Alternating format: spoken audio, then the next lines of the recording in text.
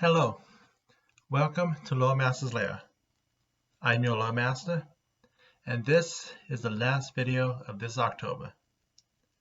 Thank you all for joining me for this month. I say as if this month of videos was any different from my usual content. Well, will have a special month coming up soon, I promise, but one step at a time. Today, I'm ending this month with a video on a group of monsters. No, not vampires or werewolves, but one of the ultimate forces of law in the Inner Sea region. Heretic hunters, book burners, and soul crushers all, ladies, gentlemen, and all others, I bring you the Hellknights, the kind of people I call as nightmares. Starting out, where do the Hellknights come from? It all started, like too many things, with Aridin, specifically his faith, and the cult that infiltrated it. Followers of the demon lord of heresy Sifkesh, known as the Path of Grace, infiltrated the main faith of Aridin and convinced many of the faithful of the God of Humanity to commit suicide, an occurrence known as the White Plague. Two of these poor victims were the wife and son of soldier Didion Rule. Angry, he turned his back on Aridin and formed a group of vigilantes devoted to hunting down the Path of Grace. Eventually, his methods found himself explaining himself before the Chelish king, and defend his actions he did, in a speech now known as Merciless, where he advocated for the idea of absolute law. Therefore, Rule was granted the ability to make his own knightly order. However, the harshness of his speech and his refusal for the blessings of the Church of Aridin had many insultingly calling him and his men Hellknights, a name which Rule was happy to adopt, especially after they proved themselves by dragging the cultists before the throne. Which comes to our first side tangent of the day.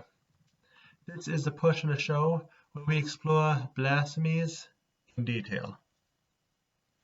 Today we start with Sifkesh, the demonic lord of despair, heresy, and suicide.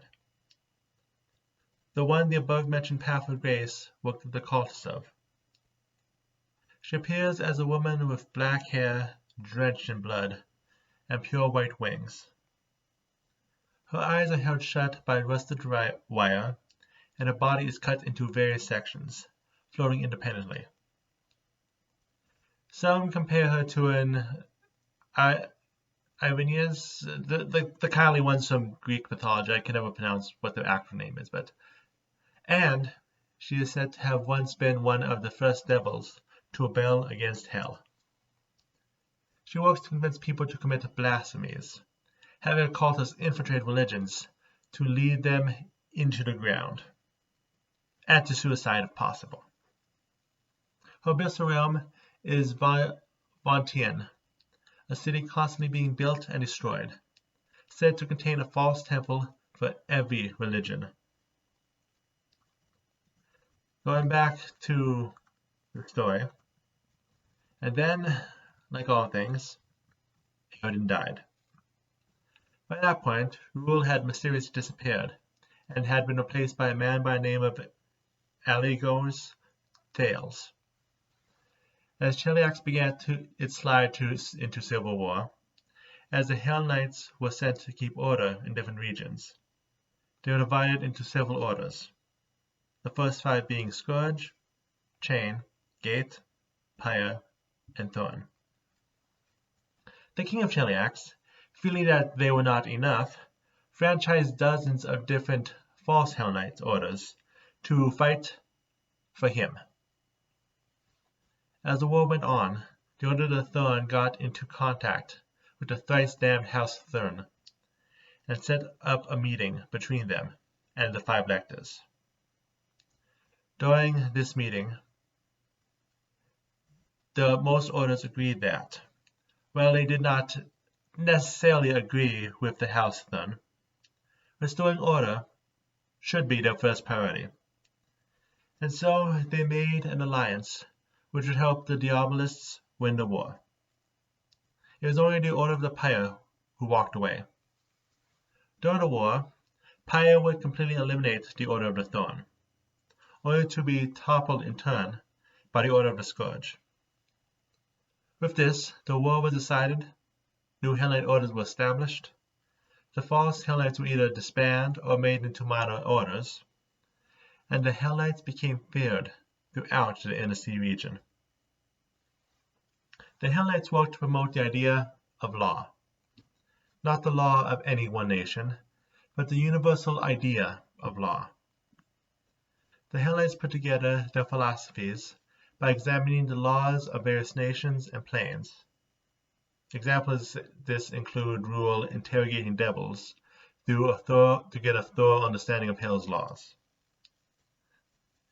These ideas are synthesized into what is known as the measure and the chain. The measure is a massive collection of laws, mostly from Cheliax, Taldan, and Hell, to be studied and understood by all Hellknights.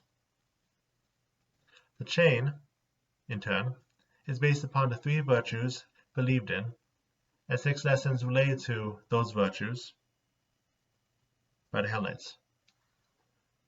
Listing them off, we have order, with the lessons embrace obstinance and every soul a tyrant. The second virtue is discipline, with the lessons emotion is weakness and execution by flame. Finally, we have mercilessness, with the lessons society cannot survive mercy, and none are innocent. All this together, it is clear to see how the Hellknights have received their reputation. So, what are Hellknights' standards of recruitment? Trial by combat. Basically, all one needs to do is defeat a devil who is more powerful than them in single combat with a Hellknight as a witness. Twice a year, the Hellknight Order set up ceremonies for the new hires to try to hand at getting their dream job, or die trying. However, this test can be taken everywhere, as long as there is a devil and there is a Hellknight. And any combat against the devil may be a chance to join the Hellknights, if the proper procedures are followed.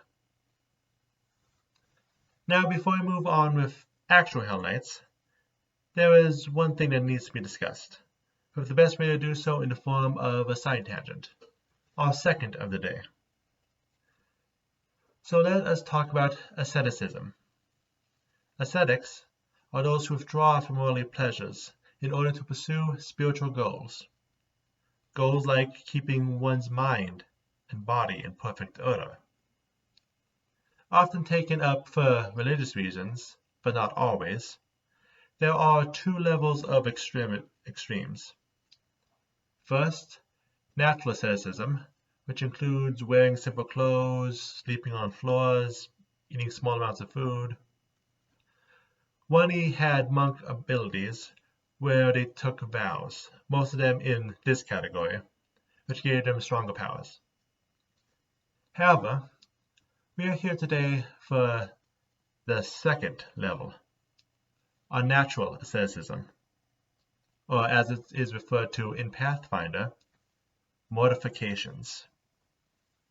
This involves inflictions of pain and punishment on one's own flesh.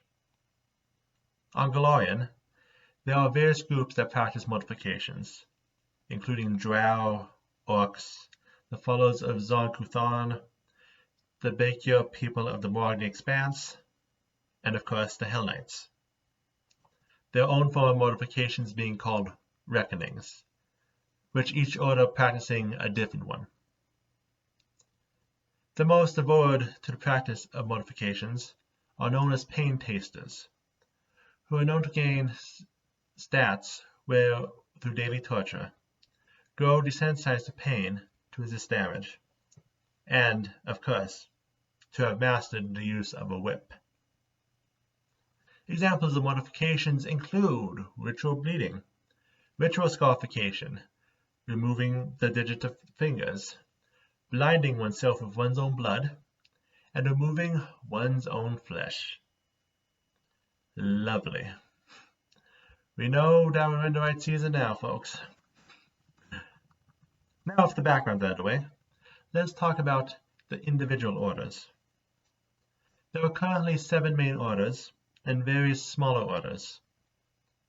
Let's start with what is known as the oldest Hellknight order, the one which all other branches broke off of, the Order of the Scourge. This order's main target is corruption, everything from organized crime to corrupt nobles. The latter, as one can imagine, attracts lots of enemies, and the lictor needs to know how to deal with political situations in order to not only stop retaliation, but also work to keep the Hellknights as a whole independent. However, them being in the sense of cheliacs, they are also prepared for when politics itself does not work. And the citadel is built like a fortress, ready to fight to the last man. I will not be going into details on the Order citadels, except saying where most of them are from now on. But anyway, ending with their reckoning, we have them whip themselves, softly with the cat o' nine tails, typically on their chests, back, arms, or thighs. Well, this doesn't sound so bad, but repeated ripping can have massive damage in those areas. Okay, next we have the Order of the Chain. This is the group of the greatest bounty hunters in the Inner Sea region, working to track down and imprison those who break the laws. Bandits, murderers, and fugitives all are tracked down by the relentlessly onward bloodhounds, who have been trained into mastery of tracking, interrogation, investigation, and even criminal psychology. Of course, arrests are not their only specialization. The Citadel, which is also in cheliacs, is also known as one of the most unescapable prisons in the Inner Sea region. Within the prison are kept those who are the worst of criminals, the political figures who could destabilize a country, and those who are unkillable. However, the prison also holds those who have tried to use the organization for their own gains, but trying to exploit those that they hired the Hellknights to capture. As for the reckoning, they wrap themselves in chains and tighten them with a metal rod, sometimes to the point where the bone breaks. Established at the same time was the Order of the Gate. This order's ideology is not to wait for an incident to occur before they step in, but to use various magical powers that allow them to predict crimes beforehand. Yep, all you Marvel fans, we are dealing with Civil War II. Either way, this is the order most reliant on magic, studying all forms of arcane and psychic/occult abilities.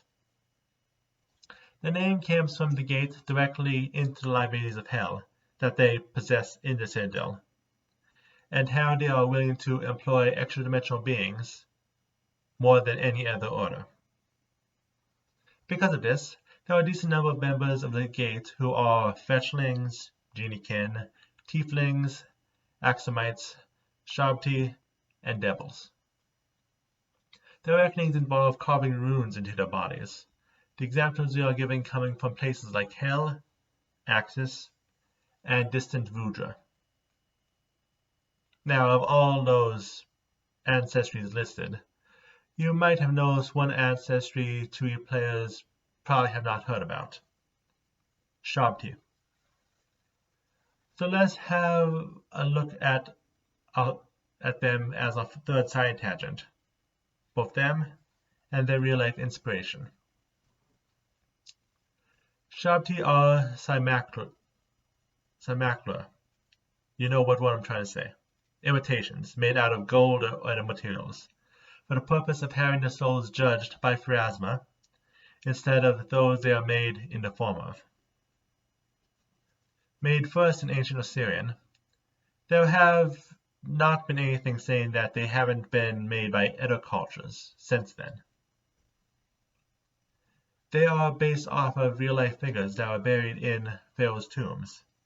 They made to serve as their servants in the afterlife. They're the most common objects found in Egyptian tombs, and one of the most common symbols found alongside scales. Anyway, back to the orders. We have the Order of the Pyre, those who focus on hunting cults and actual religions, depending on where they are from. They were the last of the original order formed, though they were decommissioned during the Cheliac Civil War and were reformed afterwards. They allow the normal religions that the Chelish accept, like the main 20 deities, some minor secondary religions like worship of the archdevils or Kurgus, the prophecies of Kelestrad, and diabolism. Those religions they dislike with all the passion include all their demigods, especially the chaotic ones, the deities of Tian-Shi and Vudra, spiritual practices like witchcraft, shamanism, and god-calling, and the philosophies of those like the Whispering Way, or democracy. Many of the Pyre are those who have seen religion destroy their lives, and they consider just hunting these few that they do hunt down to be restraint. The citadels again in Cheliax, nothing special to mention about it. Finally, their reckoning is to place the arms in open flames, which have been noted to reveal strange patterns. There are rumors that these marks are either signs of curses from past witches burned, or secret codes they themselves have made for unknown purposes. Now we go from God-hating to God-worshipping. The Order of the Godclaw. The Godclaw was first formed by a Hellknight who worshipped Eridan before changing to Yormade, who entered crusade at the World Wound instead of fighting in the Civil War. Here he was joined by worshippers of Torag, worshippers of Abadar, a worshipper of Iwari, a worshipper of Asmodeus, and finally, a Celtic god-caller who was used to polytheism, which brought about their unique religion. After returning from the war, they were treated like so many pretender orders, but they managed to fight and gain official recognition, even becoming one of the major orders. They are considered by the other orders as religious zealots, as opposed to the unyielding force of law that most of the others represent. And while the other orders keep a cordial relationship with them, they are the order least likely to receive backup from the other orders. Their citadel is not actually in Cheliax, instead it's in Isgur. See, pointing out where all these are did pay off in the end. Not really. Anyway, finally, their reckoning, like that of the Scourge, is self-flagellation, just with a 5-tailed whip instead of 9 tails. And the Godclaw have been known to be much more overzealous with their ripping than Scourge has been, leaving much more lasting injuries. Anyway, which brings us to the question of what is the Godclaw? Why, it is our final side tangent, of course. Okay, it's more closely related to it than most side tangents I usually do, but this video is already dealing with half a dozen working parts, and a small cheat should do fine today. Anyway, the Godclaw is a unique pantheon created by Hellknights for Hellknights, created from night after night of religious debate between the 6 original founders. They pick and choose specific philosophies from the 5 deities they worship in order to have them fit in the Hellknight ideals. Iomade is seen as the ultimate offensive warrior, while Toreg is seen as the defensive one. Abadar is seen as the keeper of laws, Aoi is personification of discipline, and finally, Asmodeus stands as the ultimate strategist. There have been some sects in recent years who desire to add Zon-Kuthon to the list, seeing torture and pain as lining up with the values Hellknights should follow. Which, considering how they act sometimes... Speaking of torture, moving on to the orders that fully formed after the Thunes took control, we have the Order of the Nail. The belief of their order is that civilization, specifically that of Talon or Cheliax, is good, and barbarians, everyone else, should be first to convert to the glory of civilization, or be snuffed out. This devotion has been shown by not only having their citadel in Verisian, while second outside of Cheliax so far, but the righteous crusade of genocide against the Shabti people. But you're not a threat, as the Order of the Nail are equal opportunity racists, being able to be found in the lands of the Norm Lords, the realm of the Mammoth Kings, the River Kingdoms, and the Morgne Expanse, all the while teaching others how backwards their culture is, and that everyone needs to be Cheliax. We have truly gotten into places where I cannot even be neutral about my opinions on them. Their reckoning is to drive nails into their skin while meditating, leaving behind tattoo-like piercings. They also are known to put spikes inside their armor so that they get the effects of the reckoning with every hit they take. Finally, we go through the order which I consider my personal enemy, the Order of the Rack. They are hunters of fantasies, destroyers of dreams, and keepers of the status quo. After all, you only need to look at countries like Gaul to understand the dangers of free thought, right? So they attack those who speak out of line, break guilds and unions before they are formed, and destroy tech or art which does not belong to traditional Avestan, read as Chelish, values. You know, like printing presses or poetry.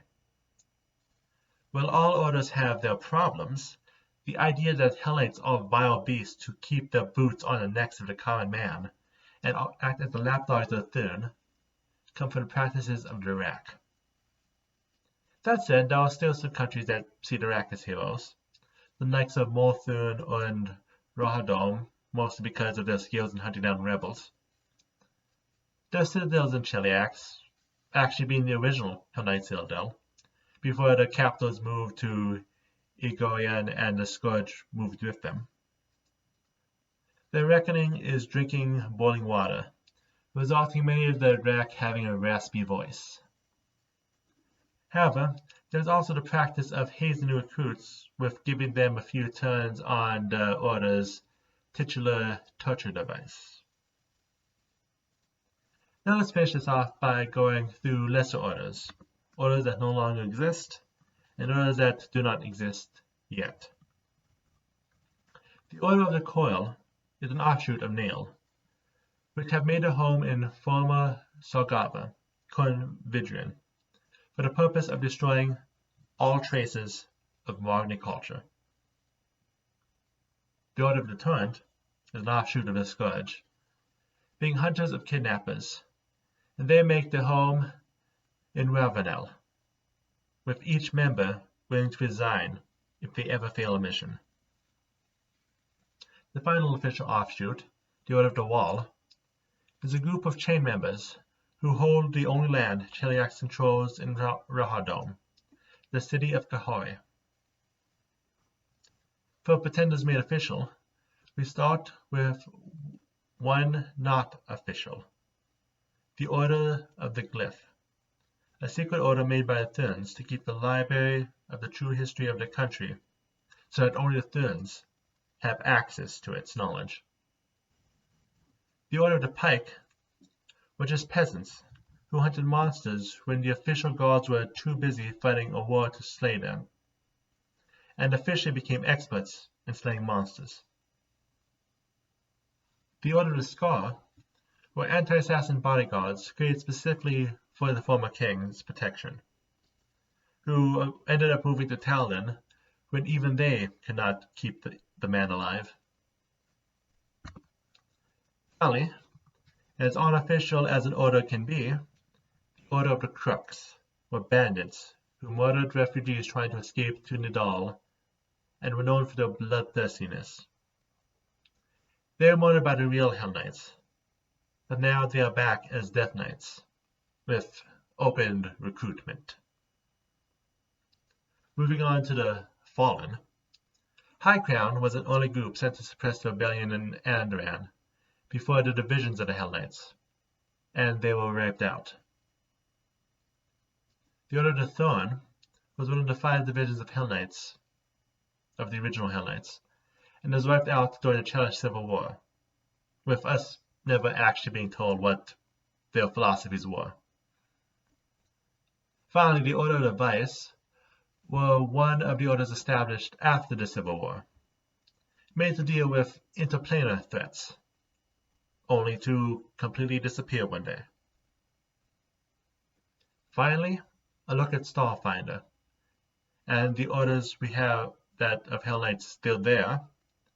We have seen 7 orders listed: the Chain, the Gate, the Nail, the Scourge, the Pike getting a promotion, and 2 new ones, the Furnace and the Eclipse. Of course, like so many things with Starfinder, we do not know what the Furnace or Eclipse actually do.